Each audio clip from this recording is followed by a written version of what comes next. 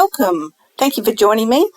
My name's Sue from the Create with Sue website, and today we're going to be making an Easter mandala card, and we'll go through from the importing it into Canvas Workspace and then bringing it over to your machine and cutting it out. We're using Canvas Workspace, the downloaded version. There are actually two versions of Canvas Workspace. Head over to my website. I'll put a link below. There's a tutorial on the differences between the two. I prefer the downloaded version. And as always, if you're interested in learning Canvas Workspace, I have a beginner-friendly, step-by-step course where you can learn all the things with a discount offer at the moment of $20 off with the coupon code word CANVAS. Okay, let's get into this tutorial. So as I said, we're in the downloaded version and we're going to go up to File and import the design. The design is a free SVG in my resource library, so you can go to the library and download it. So bring the design in wherever you've stored it on your machine. You can move around your files till you find it. It is an SVG format. So click on the design and bring it in. And there it is. Just move it off of the edge. Any areas that are over that red border will not cut. So if it's pulled into your workspace over the edge, you look over in the layers panel and you'll see there's a fold line down the middle of the card. You can change that if you wish. Ideally, to group it, you can group it in two places, either down the bottom of the layers panel or up in the layers group section up the top menu. Now, if you want to change it, you can check that it's come in with a dashed line. That will cut dashed lines. You can also change that by highlighting it and changing the dashed line to a draw line, a straight line and then a draw line. So you can see that it's dashed up the top and over to the right properties menu, and you've got your choices there. If you want to change the dashed, you can change a different dash. Or as I said before, you can change it to draw and use a scoring tool. You'll see it's changing both places, top menu and also in the properties menu. Just zoom back down so you can see what we're doing and scroll across. So the base layer, you can embellish further if you wish by adding a center piece with written words. You can really embellish how you want. We're going to export this over to the machine, and there's a small warning there just to say that there's possibly a node or something extra that they're going to remove. It usually doesn't cause any great issue. It's usually something tiny that's on your mat or in your design. And there's a successful sent to your machine. I'll move over to the machine and we'll go from there. So I'm going to load my mat. Just takes a moment to load and retrieve the file that we've just sent. Top right for if you've brought it over through the internet and Wi-Fi, and one of the other selections if it's USB or you've got your computer connected. We're going to scan the mat that I've got the cardstock on and place the design specifically where we want it. I'm using a little bit of scrap cardstock, so the scrap has a few odd shapes out of it.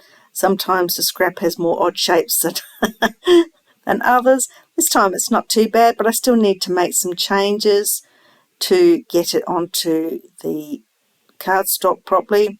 You can see I need to move the main layer down to be on the white. I've used white background cardstock, and that top layer, move it over so it's going to cut out on the cardstock. And if you can't see properly, go into the edit and we can zoom in, and it's at 200%, but it will go up to 400%. And then you just may need to use the arrow keys to move around to check your design. So I'm just going to go and check to make sure that this design that's highlighted in the red with the red box is actually on the scrap cardstock. Yep, and it looks good. So just go OK and OK. And that looks pretty good. So we're going to choose cut. And I need to make sure that the half cut is off, and at the moment you can see that it's on. So we'll go in and just scroll down to the half cut and turn it off and go OK. Right, I'm going to do a test cut next. I recommend a test cut wherever you're not sure if your machine's going to cut correctly. Puts a triangle on your mat. Just grab it with your stylus and move it to an area that's okay to cut with, and press start. And it will go off and cut that little triangle, and you'll be able to check that it is cut through correctly to the right depth. This is especially important if you are cutting something that you're unfamiliar with, but I do it quite often just on a regular basis. If it's not correct, I will test again. Usually the auto cut works fairly well, so that's a good thing. I'll just get it off the mat here so I can show you. Oh, there it is. And I had to find the camera. And if it wasn't correct, as I said, I would test again. But if you're happy with it, you can press start and continue on. And this next bit will take 7 minutes. As you can see, it's quite an intricate cut. So it's probably a good time to speed this video up, which I will do in a moment. Okay, I'm back. I end up cutting that out. Once it's finished, go OK, and you'll be back on your screen that you were before. If you're finished, you can just press the home button and clear from memory your design. And this is what it looks like on the mat. You can see, just find an area and you can peel it up. If you want to, you can take the mat out of the ScanNCut machine. However, I often peel off the mat while it's in the machine, just in case I've missed anything, and I can recut it while it's still in the machine. Just lift it up gently. The egg mandala component will be quite fragile, so pick it up carefully. Peeling it off the mat like this, you'll end up with the waste on the mat, and you can use a scraper to get that off afterwards. And if you're having trouble, I'm just going to take the white card base off now. If you're having trouble with getting this off the mat this way, take your mat out of the machine and flip it over and kind of peel the mat from your design. So you've got the design facing a table or your bench, and then peel it that way. This is coming off very easily, so it's not a great problem for me today. And you can see a few bits stayed in the mandala, so just pop them out. If you have any trouble, just give them a little bit of help. You can pop them out with your stylus if you want to, or just your fingers. Sometimes it's easier with the stylus for the finer bits. It just depends how many hands you've got. So I just pop out with the stylus quite easily. So once you've got all the pieces out, we'll go and put it together. As I said, use a scraper or something to scrape the leftover bits that are on your mat. And if you have anything that's very stuck and you can't get it up, you can give your mat a quick rinse under the tap, and it'll come off quite easily. Just work your way through any pieces that haven't come away. This cardstock that I use on the base is quite a cheap cardstock, so it doesn't cut. You'll see the other one above it is a more expensive brand, and it's one I love. This one's a great one for basically the base. You can see the cut line there too, the fold line. Alright, we're over at the table where I'm going to put this together. You've got a couple of options. You can either put the mandala design on perfectly in alignment, with the base layer, or you can offset it a bit. I'm going to offset mine. Make sure you've got it the right way up so it matches, and then flip it over and add some glue to the back area.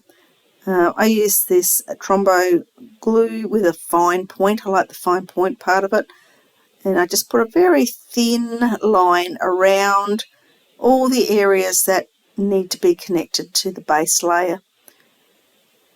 So it just, dot doesn't have to be thick, probably better not thick, so just so it sort of spreads around. You've got contact on some of the areas, especially those little tiny pieces that might lift and flick up. So I'll just dot my way around the Easter egg mandala. You can also use spray glue if you've got the right circumstances, and there's some other good brands of glue. I have a full tutorial on my website, createwithsue.com, with some of these other products listed. Now, as I said, you can put it either on directly in an alignment with the existing base layer, or just offset it slightly to give that double layer impression. So there'll be a little piece of white around the edge of the mandala. Align it until you're happy with it, and then press it down. As you can see, I've just got it just offset off the edge. Press any little pointy bits down. And while the glue's damp, you can adjust it just a smidge more if you're not happy with it. Right, we'll need to put some wording on. Now you can go in and change the wording. If you didn't want the word Easter there, you could put something of your choice there. I'll just get it in camera view so you can see. Okay, pop a bit of your glue on each of the letters. Now you can do this another way. You can actually use like a very light weight transfer tape to keep the letters exactly in the position that you've cut them in on the mat. I'm just going to guess it.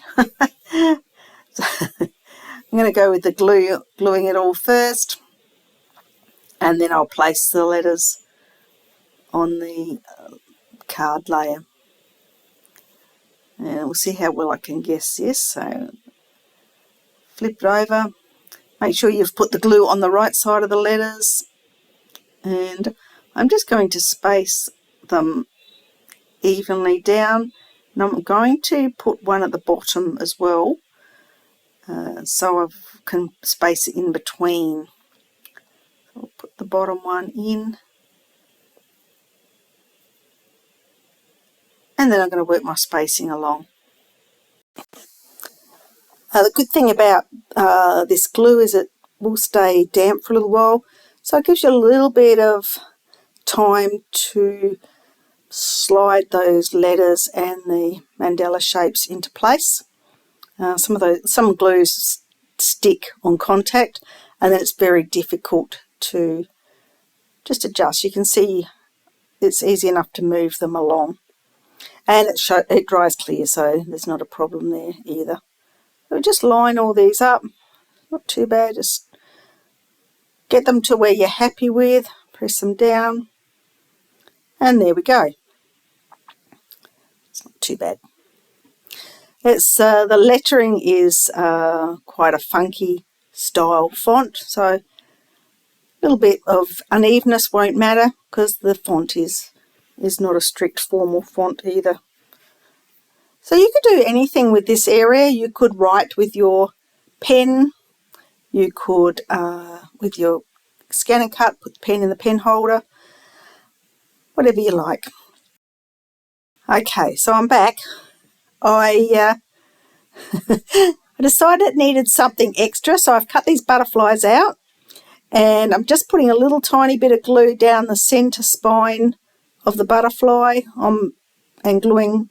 I cut the base in the same colour as the mandala, and then a coordinating top layer, and I'm just going to lift these wings up, and so they're separated a bit because I don't want the butterflies to sit flat. I want them to pop a little bit, so we'll bend both the wings and pop a little bit of glue just down that centre bit so they connect,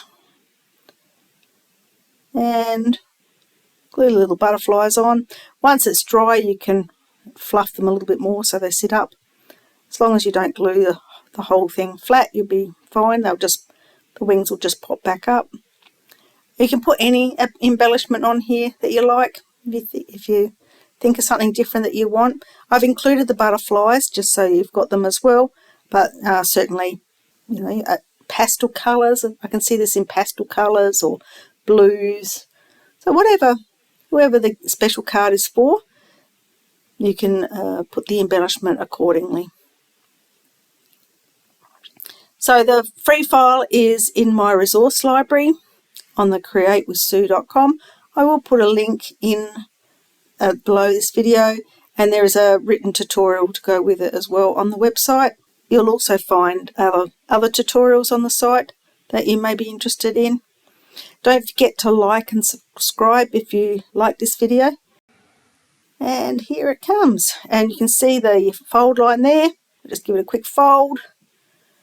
Now you can put something extra underneath, or another layer of the card in there made of different paper and write. So that always looks nice. Pop some colour through, showing from the outside. Anyway, leave it to your imagination. Share what you make. That'd be great on my website or join my Facebook group. And I'll catch you next time.